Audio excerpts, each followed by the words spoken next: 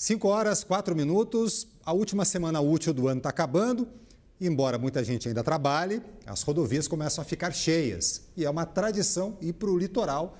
E uma vez na praia, quem nunca chamou o tio do sorvete? O Brasil está no top 10 dos países que mais consomem sorvetes. O setor faturou mais de 15 bilhões de reais nos últimos 2 anos, segundo a Associação das Empresas. E uma das marcas que fazem parte da paisagem no litoral é a Rochinha. Ela tem mais de 40 anos de história e se destaca pela qualidade e sabor natural das frutas usadas na produção. Para falar mais sobre a empresa e os negócios para esse verão, eu converso agora com o Lupércio Moraes, CEO da Sorvetes Rochinha. Boa tarde, Lupércio, tudo bem? Boa tarde, Turci, tudo bom? Prazer tudo estar com vocês. Muito obrigado por ter vindo aqui até o estúdio numa sexta-feira de trânsito aí, que a gente sabe que está brabo aí fora, chuva e tudo mais. Lupércio, primeira coisa, como é que vocês chegam para esse verão? Que tipo de expectativa vocês têm em relação às vendas? Esse verão aqui é um verão que a climatologia está apostando como um verão de clima neutro, então sem a presença de Laninha e nem El Niño.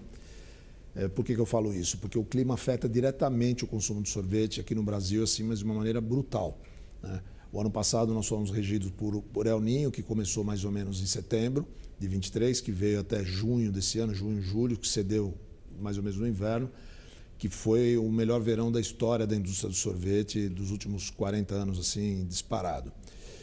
A gente está entrando num processo de clima neutro, como eu falei, mas com uma expectativa boa. Nossa empresa, particularmente, esse ano deve ter um crescimento aí na casa dos 10% em relação ao ano passado. Então, um crescimento acima aí do crescimento da economia. Nós estamos num processo de expansão bastante consistente e bastante otimista com os próximos anos. É uma atividade que, você já demonstrou aqui, depende muito de estar de olho na meteorologia. Quer dizer, é uma coisa que vocês acompanham o tempo todo. O tempo todo, mas você não tem muito como se defender. Para você entender, assim, nesses 3 últimos meses, setembro, outubro e novembro, foi regida por uma laninha fraca que entrou e depois acabou cedendo. Mas uma laninha fraca derrubou o faturamento desse trimestre em relação ao mesmo trimestre do ano passado com o El Niño em 30% do setor. Uau! Então, quer dizer, é uma interferência que não tem estratégia de negócio que consegue se defender. E essas mudanças climáticas, muitas vezes, as agências de clima elas não conseguem cravar, né? Por exemplo, esse caso específico, eles tinha 60% de chance da laninha entrar, que esfria as águas do Pacífico e depois normalmente muda o regime de chuva e as temperaturas também, principalmente aqui no sul e sudeste. E que no final acabou acontecendo de maneira fraca, mas mesmo assim atrapalha os negócios de uma maneira brutal. Então, assim, a gente procura sempre atuar em canais alternativos. Nós somos uma empresa multicanal hoje, então nós atuamos no canal de food service, que é sobremesas para restaurantes, lanchonetes, temos uma rede de franquia, atuamos na praia, foi onde é a nossa origem, né? Nos carrinhos de praia. Nossa marca aqui no estado de São Paulo certamente é a marca mais forte do litoral, tanto o litoral sul como o litoral norte, e também supermercados, padarias, etc. E cada canal tem um comportamento de venda diferente. Então, nesses momentos, você tem que ter uma estratégia no trade marketing aí para se defender dessa situação climática. Mas você se defende, mas é tão brutal o crescimento ou a queda que realmente isso é a grande... Essas incertezas no nosso setor realmente não é fácil de você lidar, é bem difícil. Agora, se a gente pensar no verão, na demanda de turistas, né? Além dos carrinhos na praia, vocês têm as lojinhas também em algumas cidades, né? Sim. Numa temporada típica, o que é que vende mais? É o carrinho ou é a lojinha? Então, na verdade, hoje nós temos uma rede de franquia bastante consistente. No passado, né, uma marca, como você falou, de 41 anos, ela nasceu no litoral norte, de uma maneira natural, empírica.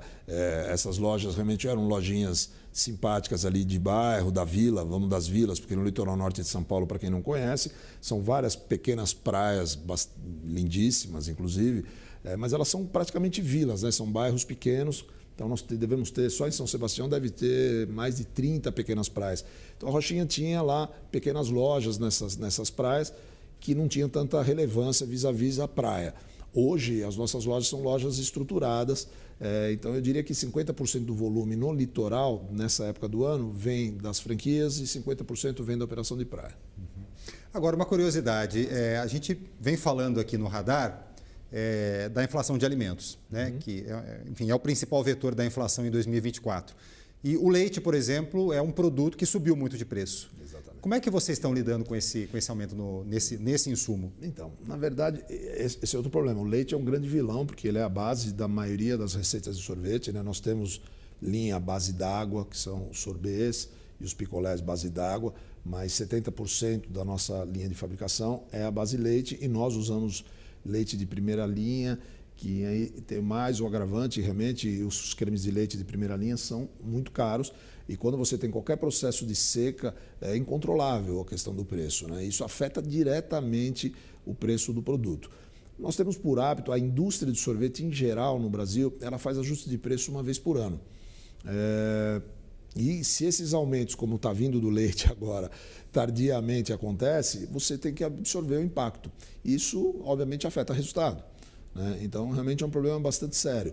Pequenas operações, que o cara tem uma sorveteria, ele se defende, acaba ajustando o preço, mas também tem limite, porque os preços hoje são muito regulados pelo consumidor, né? As marcas têm um posicionamento muito claro e o consumidor entende a faixa de preço que aquela marca deveria atuar. Então, você não pode sair ajustando, você tem que absorver e torcer para que essa cadeia realmente ceda. Às vezes acontece, às vezes não. O leite é típico, você tocou, o leite e o açúcar é perigoso, mas o leite é um insumo de maior volume dentro da nossa cadeia de suprimentos. Como eu falei aqui há pouco, né, antes de começar a entrevista com você, acho que a Rochinha tem muito essa marca do sabor natural da fruta, né? Quando a gente pega ali um picolé, um sorvete de massa de fruta também. Como é que vocês trabalham em relação a fornecedores, né? Uma vez que vocês são nativos do litoral norte de São Paulo, por exemplo, consomem muito, prestigiam os fornecedores locais. E como é que vocês lidam também com essa matéria-prima perecível em tempos de temperatura muito alta? Como garantir a qualidade e a uniformidade do sabor com safras diferentes? Isso é uma questão. Veja, o coco é nosso produto carro-chefe. Nós fazemos um sorvete de coco espetacular, certamente você conhece. E nós temos uma cadeia de suprimentos do coco, por exemplo, que vem do Nordeste, dos mesmos produtores. Nós temos um cuidado enorme com a tipificação da tira do coco, o teor de gordura, fazemos análise de tudo que chega.